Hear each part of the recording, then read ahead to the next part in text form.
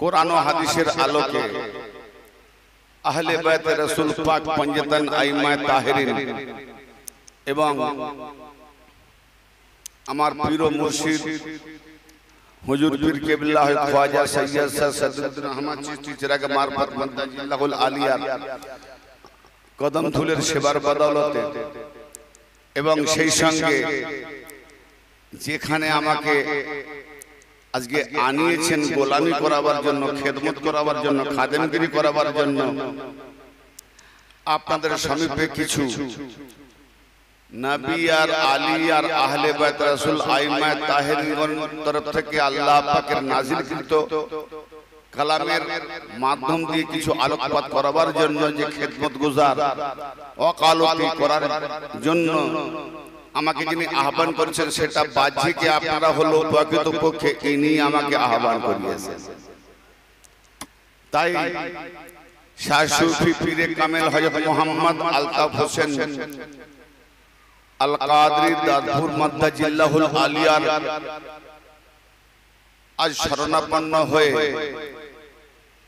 আমরা তারাই স্মরণ সভা করব। এই পীর ওলিদের স্মরণ সভা করা যাবে কিনা অনেকে ফতোয়া দেয়, এনাদের জিকির আজকার করা যাবে কিনা, এনাদের গোলামি করা যাবে কিনা। তাহলে কোরআন ও হাদিসের আলোকে আমরা আলোচনা করব, ঠিক না? নাকি বলছেন? আর ইনশাআল্লাহ আমি হাদিসের দিকে খুবই কমই যাব, একান্ত প্রয়োজন বোধে। হাদিস মানি না তা নয়, হাদিস বেশক মানি, সেই হাদিস মানি যে হাদিস কোরআন অনুমোদিত, কোরআন যাকে সাপোর্ট করেছে। আমার নবী যাকে সাপোর্ট করে না, আমার নবী যাকে ফেলে দিয়েছে, আমি তাকে কুড়িয়ে নেব? তাহলে আমার নবী যাকে নিজের রহমতের কোলে টেনে নিয়েছেন, আমি তার খেদমত করব, ঠিক না? তো কোরআন হচ্ছে আমাদের কাছে মূল গ্রন্থ, হেদায়েতের কিতাব। সেই কোরআন যে হাদিসকে অনুমোদন করেছেন, যে হাদিসকে সাপোর্ট করেছেন, হাদিস মানে কি? আর কথা কার কথা? নবী মুস্তাফা সাল্লাল্লাহু তাআলা আলাইহি ওয়া সাল্লামের কথা। তো কোরআন আল্লাহর বাণী, আমার নবী নিজস্ব ইচ্ছাতে, নিজের খোয়াইশ মোতাবেক, ইচ্ছাকৃতভাবে নিজের তরফ থেকে নবী কোনো কথা বলেন নাই। যাহা কিছু উনি বলেছেন বাল্য থেকে আও গাও মাও অফাত দিবস পর্যন্ত আল্লাহ পাকের ওহী মোতাবেক নবী পাক বলেছেন।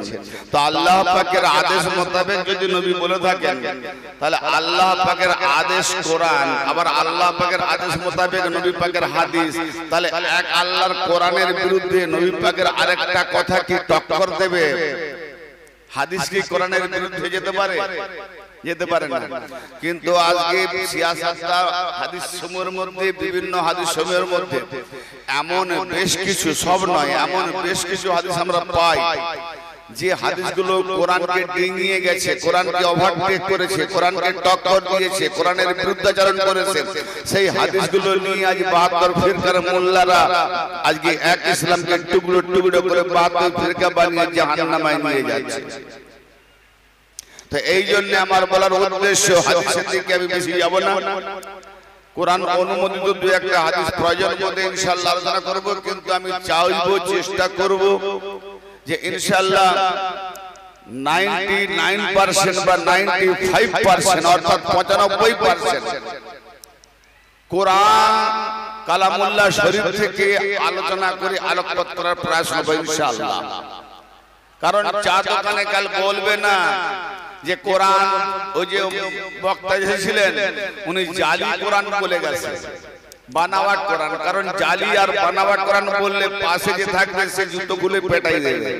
বলে কোরআন তো একটা, কোরআন সব ফিরকা মানে, কোরআন আবার জালি আছে, হাদিস জালি থাকতে পারে। কারণ নবী পাকের নামে বহু হাদিস জালি বানানো হয়েছে। কারবালা প্রান্তরে যে আওলাদে রাসূলের রক্তে খুনে যাদের হাত লাল হয়েছিল, সেই সব মার্ডার আসামিগুলো নিজেদের আয়েবকে, নিজের দোষটুটিকে প্রকাশ করবে না লুকোবে? আমি যদি কারো বাপকে খুন করি, আমি বলবো যে হ্যাঁ হ্যাঁ আমি খুন করেছি, প্রকাশ করব না লুকোবো? মিথ্যে বাহানা ইদিগুদি করবে, না না আমি খুন করিনি, তাই না? তো কারবালা প্রান্তরে আওলাদে রাসূলদের খুনে রক্তে যাদের হাত লাল হয়ে হোলি খেলেছিল, তাদের দ্বারাতে আজকে আমরা হাদিস পেয়েছি। তারা কি নিজেদের দোষগুলো প্রকাশ করেছে? না না না, তারা নিজেদের আয়াতগুলোকে লুকিয়েছে, দোষগুলোকে লুকিয়েছে, লুকিয়ে নিজেদের নামে ফাজাইল গিয়েছে, নিজেদের মামু জানের নামে, নিজেদের আত্মীয়তার নামে, নিজেদের ওই সমস্ত যে সাহাবীরা ওদের পক্ষে ছিল তাদের নামে, আর আহলে বায়তের শানে যে হাদিসগুলো ছিল সেগুলো কাটছাট করেছে। অতএব তাদের থেকে আমরা হাদিস নেব আওলাদ রাসূলদের খুনে যাদের হাত লাল হয়েছে, না না না, তাদের থেকে আমরা নেব না। কারণ কোরআন আল্লাহ পাকের বাণী, কোরআন থেকে নেব, আর কোরআন যে হাদিসকে সাপোর্ট করবে সেখান থেকে আমরা হাদিস নেব। ঠিক আছে ইনশাআল্লাহ? তো ব্রাদার মিল্লাত, আজকের যে স্মরণ সভা বড় বরকতময় স্মরণ সভা, বরকতময় জিকরে শাহাদাত মজলিস আছে, জিকরে আউলিয়ার মজলিস আছে। শাহ সুফি হযরত সৈয়দ শাহ মোহাম্মদ আলতাফ হোসেন শাহ আল কাদরি মাদ্দাজিল্লাহুল আলী জিকির আজকারের যে মজলিস, এই মজলিসে ইনশাআল্লাহ আপনাদের কাছে আলোচনা করব। সেই সঙ্গে মুহররম মাস চলছে।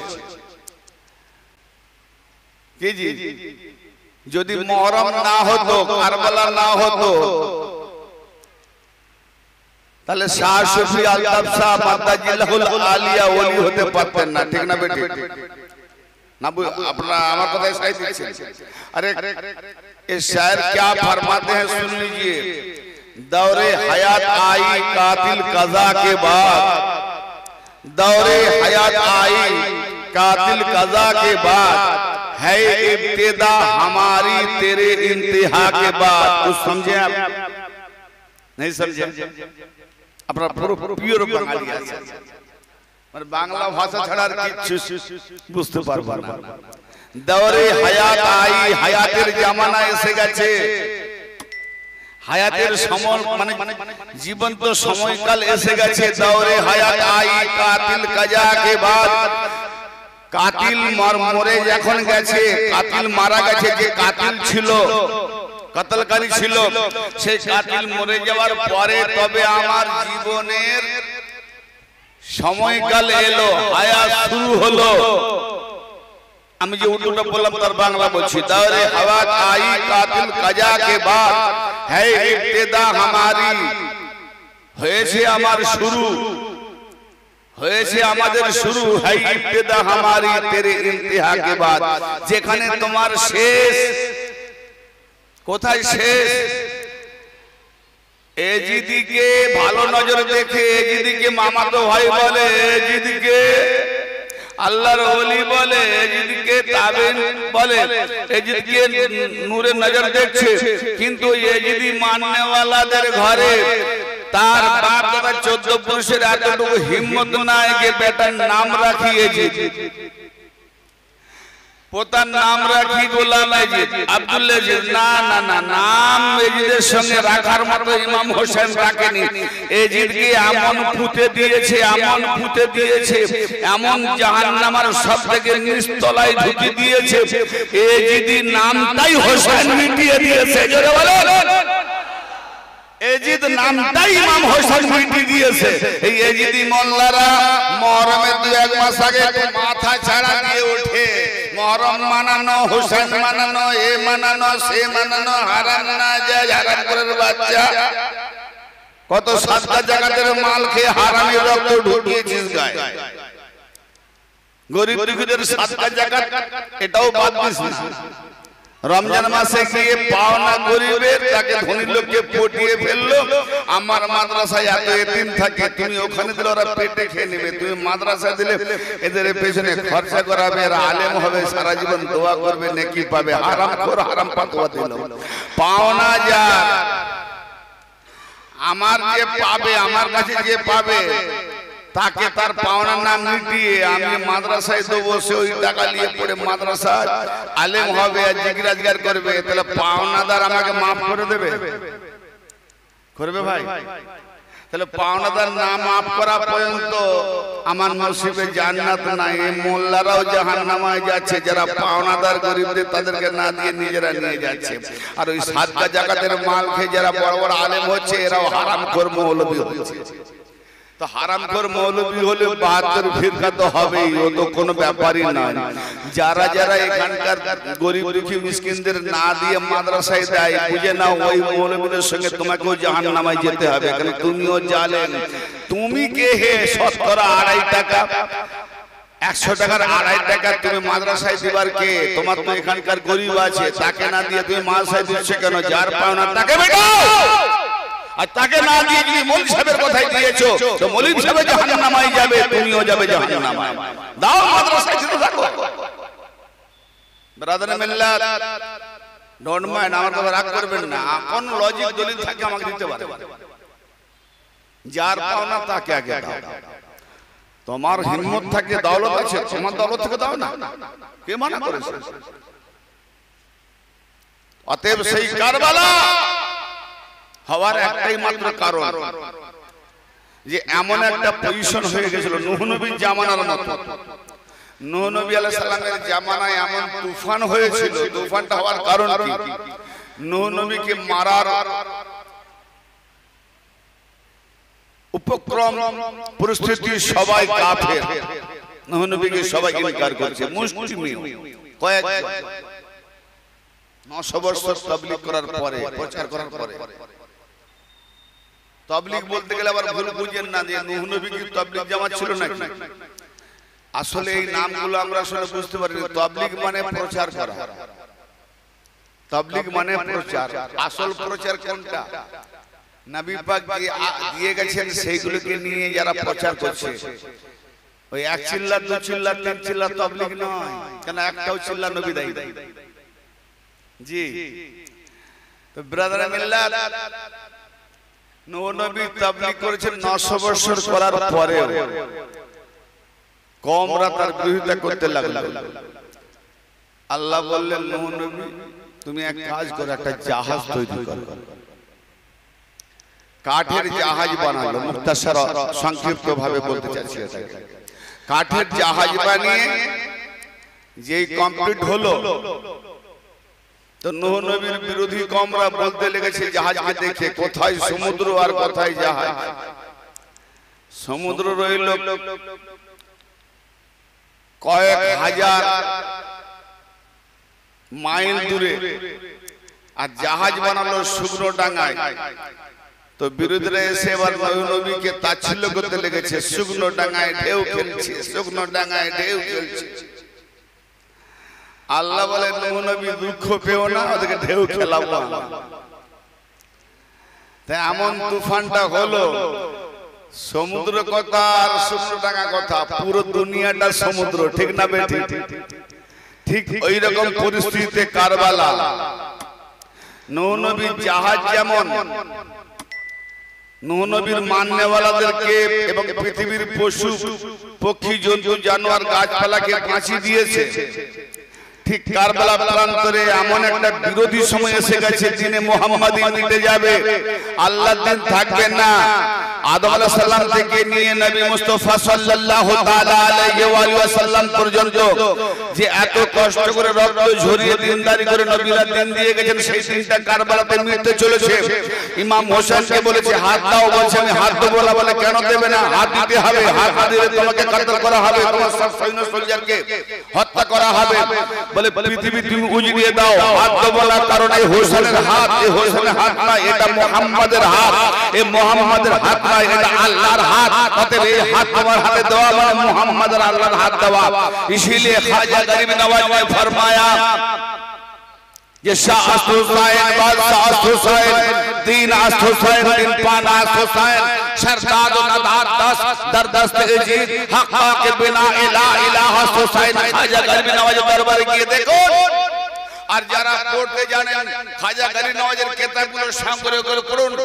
দেওয়ানে মঈনুদ্দিন, ইসরারে হাকিকি, মঈনুল আরওয়া, খ্বাজা গরিব নওয়াজের লিখিত বহু কিতাব আছে।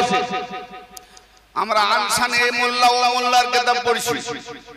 সুলতান ওহীন খ্বাজা গরিব নওয়াজ আমার বাপ দা 14 পুরুষকে ছোট জাত থেকে বড় জাত করে গেল, তাকেই ভুলে গেছি বলে ওখানে যা হয় সব সেরেক হয়।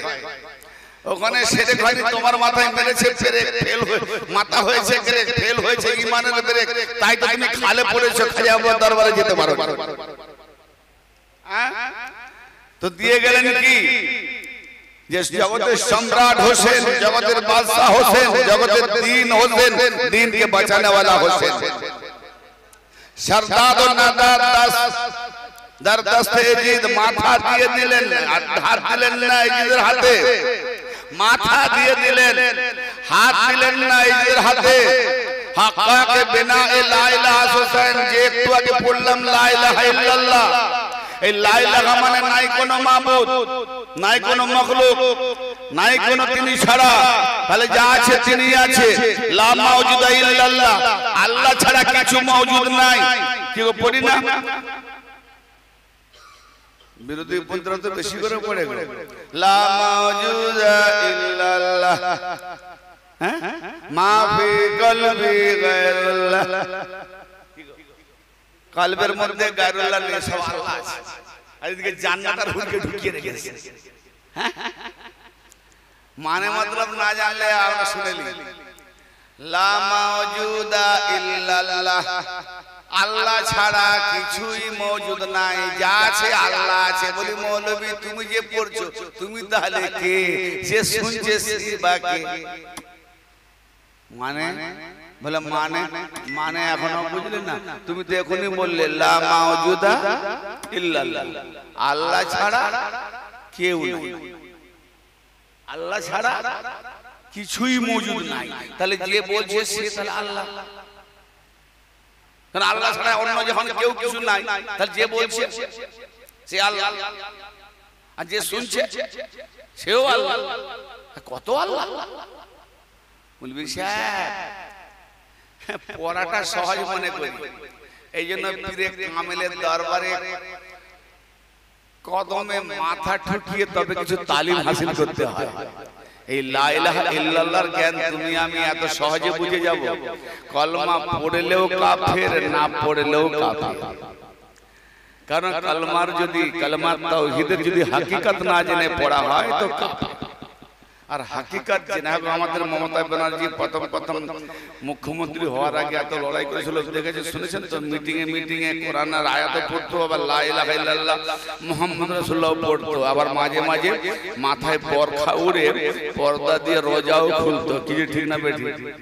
রোজাও খুলেছে, লা ইলাহা ইল্লাল্লাহ মুহাম্মদ রাসূলুল্লাহ পড়েছে, দু একটা কাজ করেনি। কি বলো তো? কুরবানিটা দেয়নি আর হজটা করেনি, তাই না? বাকি তো প্রায় করেছে।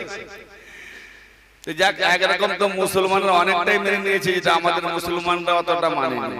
তো কলমায়ে লা ইলাহা ইল্লাল্লাহ মুহাম্মাদুর রাসূলুল্লাহ পড়লে যদি মুসলমান, মমতা ব্যানার্জিকে মুসলমান বলবেন না কি বলবেন? কেন? তার মানে ও মুসলমান হওয়ার জন্য পড়ে।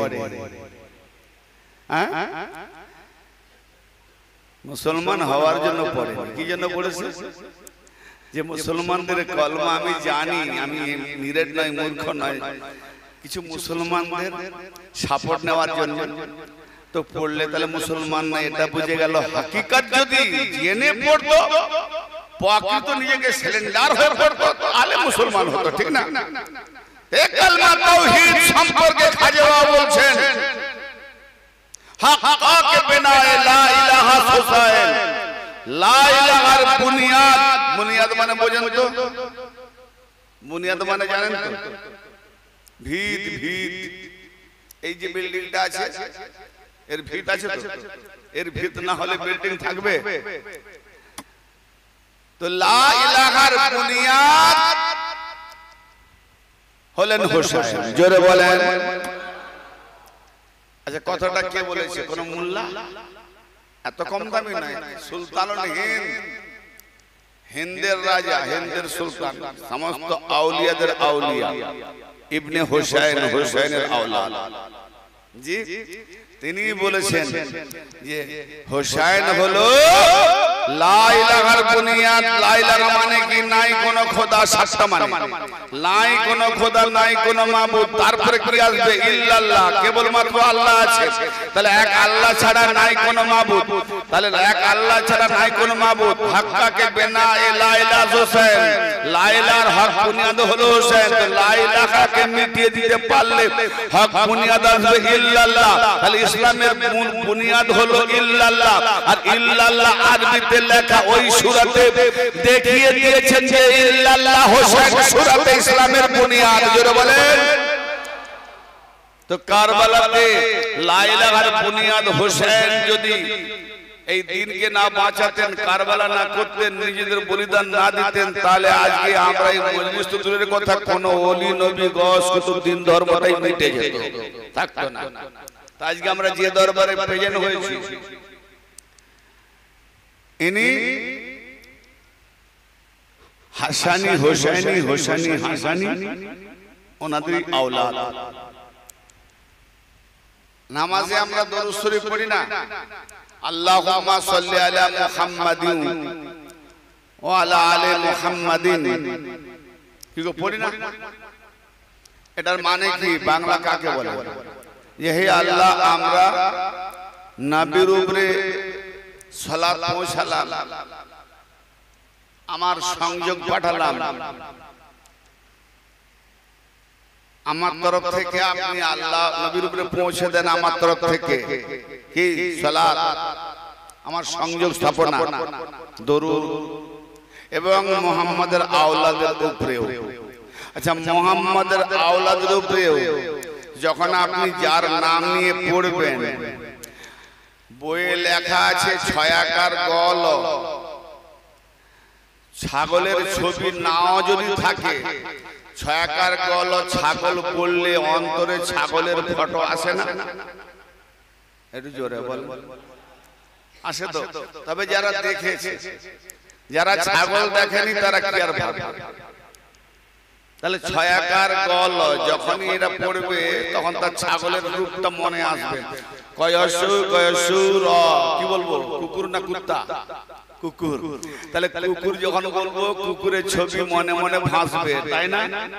তা আমরা যখন নবীর উপরে দরুদ পড়ছি, নবীর ছবি মনে মনে ভাসে তো?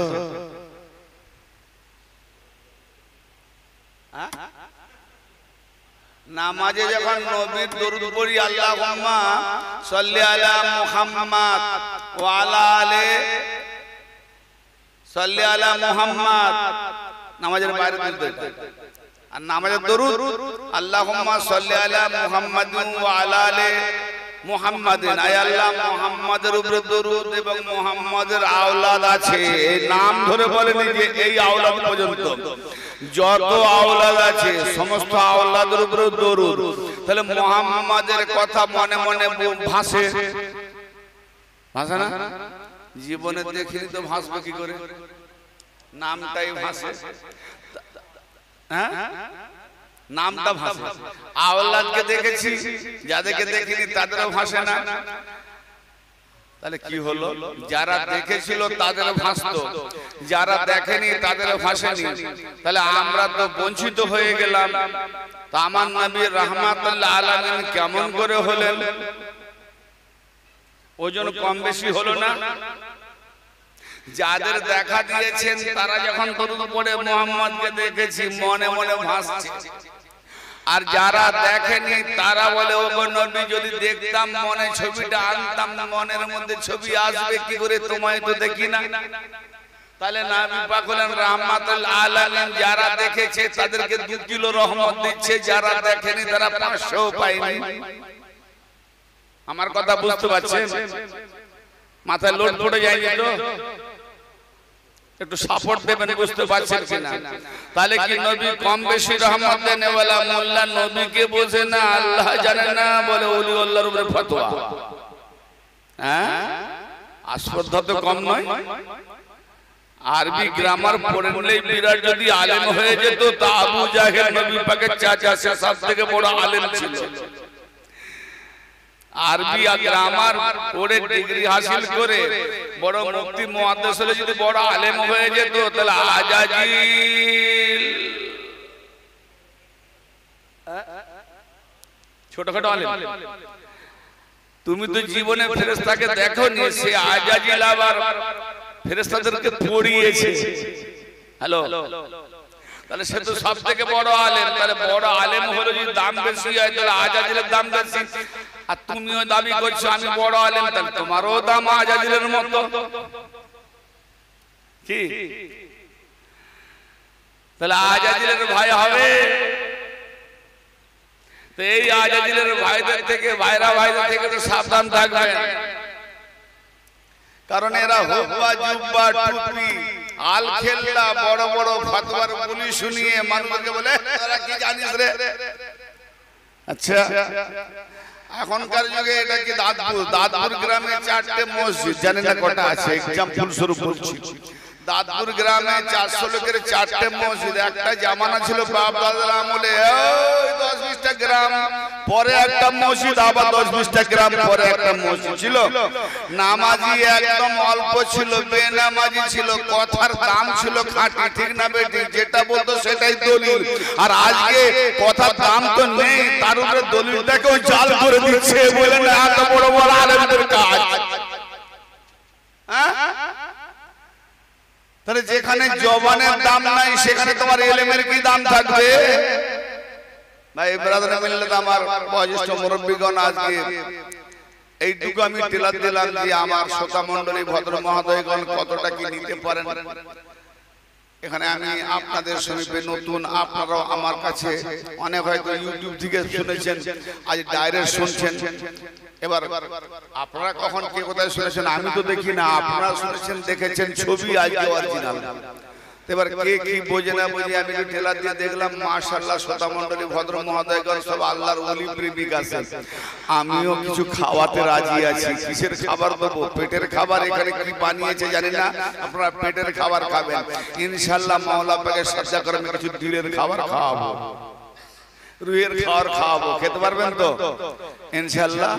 আর যদি বলেন যে না খুব কড়া হচ্ছে, বুঝতে পারছি না, বুঝে আসছে না, তাহলে একটু ইশারা করবেন, একটু হালকা করে দেবো। কারণ সকল তোমার বিরিয়ানি, কোরমা, পোলাও, কোফতা সয় না, তো হালকা করে দেবো।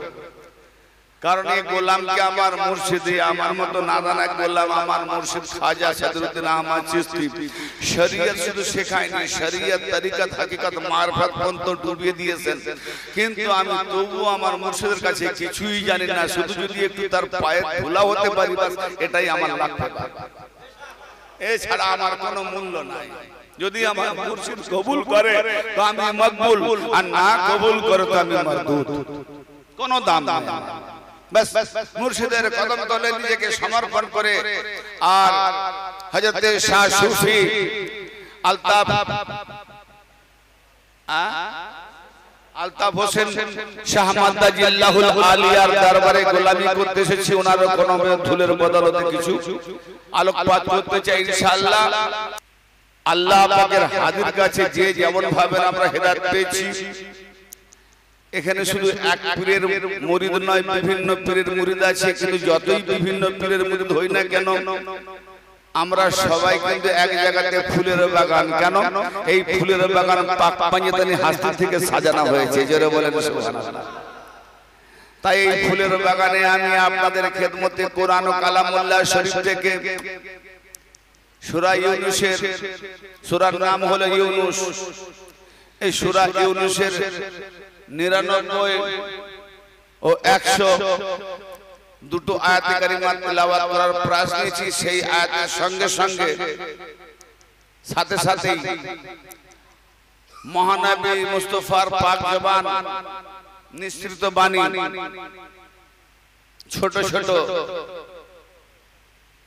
তিনখানা হাদিস পাক তেলাওয়াত করার প্রয়াস নিয়েছি ইনশাআল্লাহ তাআলা। শুরু করতে চলেছি। সর্বপ্রথম সূরা ইউনূসের যে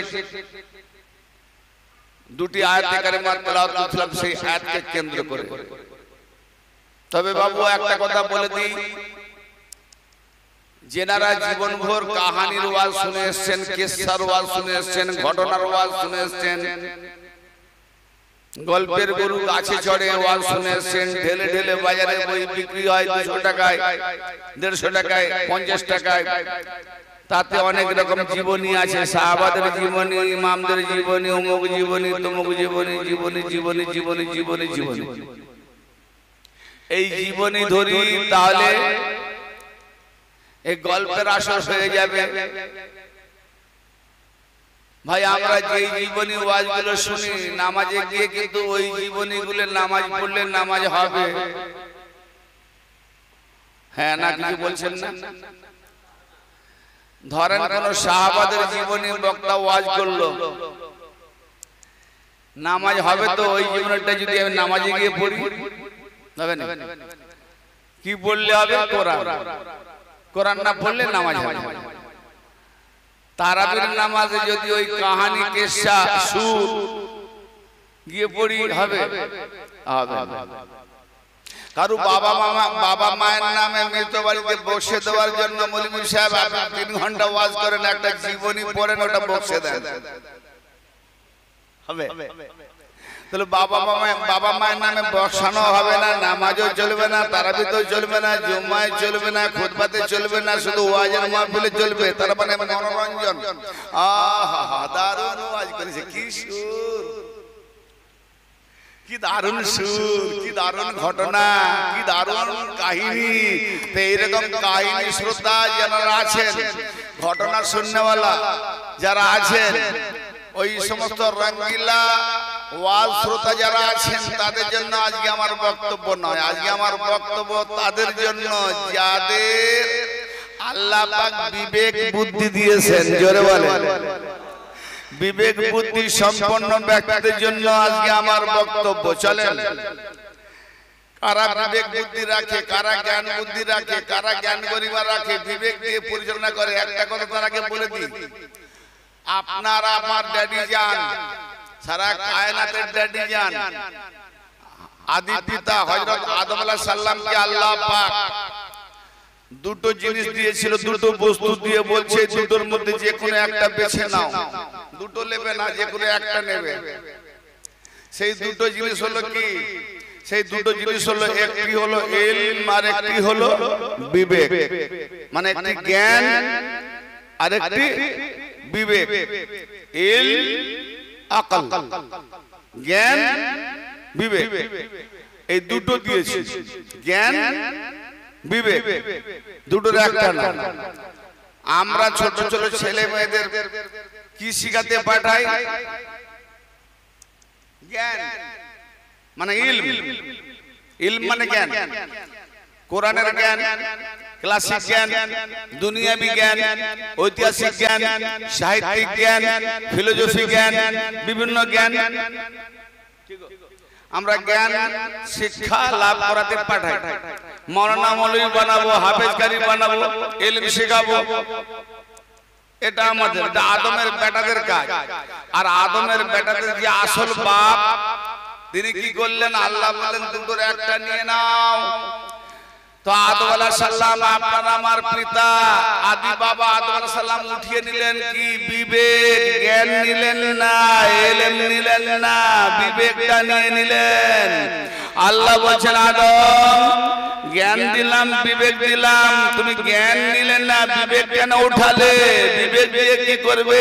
বলে আমি চোখের সামনে দেখেছি আজাজিল বড় আলেম ছিল, সে সব থেকে বড় ইলম জাননেওয়ালা, তার কাছে অনেক ইলম ছিল, কিন্তু বিবেক ছিল না। বিবেক না থাকার জন্য তার ইলমটা শয়তানি ইলম হয়ে গেছে। অতএব আমি বিবেক দিলাম, আল্লাহ যে ইলম আসবে আমি বিবেক দিয়ে সেই ইলমটা দিয়ে কাজ চালাবো, আমি শয়তান হব না।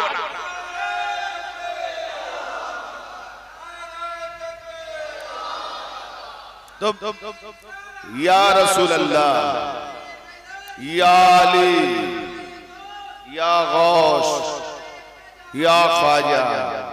আচ্ছা, আমি মজলিসে একটা জিনিস দেখতে পেলাম,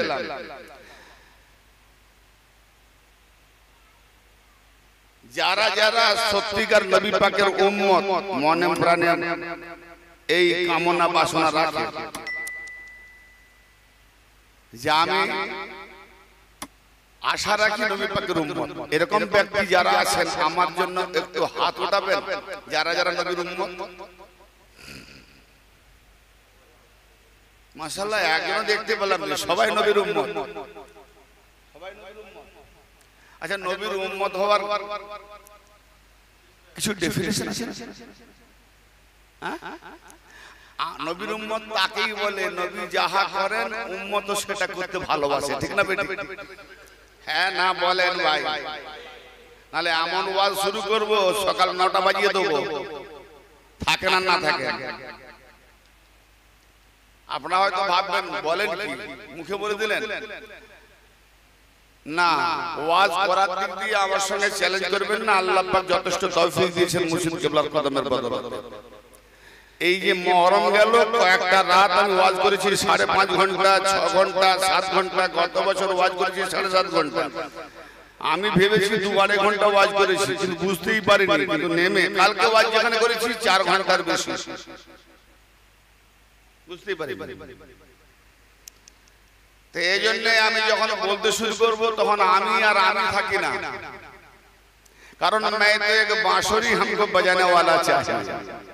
হিন্দি যদি না বোঝেন তো বাংলায় বলে দিচ্ছি, আমি তো একটা বাঁশি, কিন্তু বাঁশি নিজে নিজে বাজে না, যদি বাজানেওয়ালা থাকে তো অমনিই বাজে। তো আমি তো বাজি না, আমাকে বাজিয়ে দেয়, আমাকে বাজিয়ে দেয়। যিনি আমাকে বাজাবেন বাঁশির কিছু করার নাই। কি বললাম? বাঁশি কি আর বলবে আর বাজাস না রে, বন্ধ কর বন্ধ কর, আমি আর পাচ্ছি না। বাঁশি জীবনেও বলবে না। বাঁশি বেজে বেজে ফেটেই যাবে, নষ্ট হয়ে যাবে, যতক্ষণ সে বাজতে থাকবে বাজতেই থাকবে, ঠিক না? তো हमको बजाने वाला जो है वो जब तक बजाते रहेंगे हम बाजते रहेंगे। स्टेज থেকে যখন নেমে আমি আবার একটু বসি তখন মনে হয় যেন 6 মাসের আমি একবারে বোখারওয়ালা টাইফয়েড वाला बीमारी। কেন ওয়াজ চলাকালীন খুব বাহাদুর, স্টেজ থেকে নেমে যাওয়ার 10 মিনিট পরে তখন বুঝতে পারি। এবার ঘড়িটা দেখি কটায় শুরু করেছিলাম, একটা আরে এতক্ষণ কি করে বললাম আমি তো বুঝতে পারি। এই জন্য আপনারা যদি নাও এখানে বসেন, ঘরে গিয়ে আরাম করবেন না। এখন থেকে মাইকে এমন চেঁচিয়ে চেঁচিয়ে ওয়াজ করবো আপনি ঘুমোতেই পারবেন না, আওয়াজ যাবে। তবে মাইকের আওয়াজের বাইরে গেলে আলাদা কথা। একটু হ্যাঁ না সাপোর্ট দেবেন। নবী পাকের আমরা উম্মত, নবী পাককে ভালোবাসি তো। আল্লাহ পাক কোরআন পাকে কি বলছেন? কুল ইন কুনতুম তুহিব্বুনাল্লাহ ফাত্তাবিউনি ইউহিব্বুকুমুল্লাহ। হে রাসূল, আপনি বলে দিন যে তোমরা আল্লাহকে তোমরা যদি আল্লাহকে ভালোবেসে থাকো, হে রাসূল আপনি বলে দিন যদি তোমরা আল্লাহকে ভালোবেসে থাকো তাহলে তোমরা আমার তাবেদারি করো, আমার পায়রবি করো। আল্লাহ বলছে রাসূলকে বলে দাও, কি বলবো? যে বলো যদি তোমরা আল্লাহকে ভালোবেসে থাকো। তো আপনারা তো বললেন আল্লাহকে ভালোবেসে থাকি, তো যদি আল্লাহকে ভালোবেসে থাকো তো রাসূল বলছেন কি? আল্লাহ বলেছেন যে বলো যে আমার পায়রবি করো, তাবেদারি করো, অনুসরণ করো। কার? আল্লাহ না রাসূলের? রাসূলকে বলতে বলেছেন আল্লাহকে ভালোবাসার নমুনা রাসূলের গোলামি করা। আল্লাহকে ভালোবাসার নমুনা হলো রাসূলের অনুসরণ করা। ফাত্তাবিউনি ইউহিব্বুকুমুল্লাহ, রাসূলের পায়রবি করবে তখন আল্লাহ ভালোবাসবে, তখন আল্লাহ ঘুরিয়ে ভালোবাসবে। তো এখানে আমি রাসূলের পায়রবি কয়েকজন মুষ্টিমেয় ছাড়া বাকি আর দেখতে পেলাম না। হয়তো অনেকে জানে না, দেখি জানিয়ে দেব।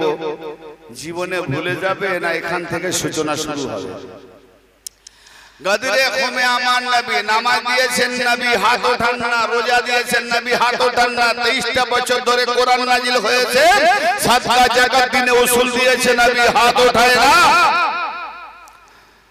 হজ যাকাত দিয়েছেন, বান্দাদেরকে যেখানে যেখানে দেওয়ার কথা আল্লাহ পাক দিয়েছেন, নবী পৌঁছে দিয়েছেন। তো জবানে বলেছেন, নবী হাত ওঠান না। কিন্তু গদরে খুমে মাওলা আলী পাকের বেলায়াত পৌঁছে দেওয়ার জন্য আল্লাহ বলছে রাসূল মুখে শুধু বললে হবে না, যেগুলো পূর্বে মুখে বলেছিলে ওইরকম মুখে বললে হবে না, হাতের দ্বারাই করে দেখাতে হবে। তো রাসূল মুখেও বলেছেন এবং মাওলা আলীর হাতকে ধরে নবীও হাত উঠিয়েছিলেন। তার মানে আল্লাহ পাক চাইলেন যে মুখে শুধু বলো না আমার আলীর বেলায়াত পৌঁছাবার জন্য, আল্লাহ হলো খুদ ওলি আর আল্লাহ বানিয়েছে আলীকে ওলি। অর্থাৎ তার নিজের সম্মানকে বিজয় রাখার জন্য বলছে যে তুমি আলীর হাত ধরো না, ওটা আমার হাত। অতএব হে মুহাম্মদ, আজকে তুমি মুখে বলবে, সঙ্গে সঙ্গে আলীর হাত ধরে তুমি নিজেও হাত উঠিয়ে নারা দেবে, মান কুনতু মাওলাহু ফাজা আলীর মাওলা, আমি যার মাওলা এ আলীও তার মাওলা। তো নারায় যখন হায়দারি দিলেন তো আপনারা কেন নবীর মতো হাত উঠালেন না? পাক পাঞ্জে তানকে এক নারা, নারায় হায়দারি, যেন ভুল না হয়। যে নারা দিক আপনি হাত ওঠান বা না ওঠান, এর দলিল নেই, সেটা আপনার নফল যেতে পারে, কিন্তু সুন্নতে মুআক্কাদা আমার নবী মুস্তাফা মাওলা আলীর জন্য হাত উঠিয়েছিলেন। আর আমি আপনার নবীর উম্মত হয়ে হাতকে গুটিয়ে বলছি ইয়া আলী, নারে হায়দারি আলী। আরে নবী হাত উঠিয়েছেন, আমি যখন তার উম্মত, তো উম্মতের পরিচয় আমিও সেই নারাতে হাত উঠাবো, নারে হায়দারি। মাশাআল্লাহ, আজ থেকে যেন এই নারায়ে হায়দারিতে হাত যার নিচে থাকবে তার নসিব থেকে আর বড় খারাপ নসিব কারো হবে না। কেন বললাম? কাল কিয়ামতের মাঠে আমলনামা যার বাম হাতে দেওয়া হবে, কি অবস্থা হবে? বাম হাতে দেবে, কি হবে? জান্নাতে যাওয়ার সময় টিকিট বাম হাত, লাথি মেরে জাহান্নামে। আর যার ডান হাতে দেবে, তো আলীর জন্য যার হাত ওঠে খোদার কসম সে বাম হাতে পাবে না, ডান হাতে আমলনামা পাবে। সে ডান হাতে, হ্যাঁ বেশক ডান হাতে আমলনামা পাবে।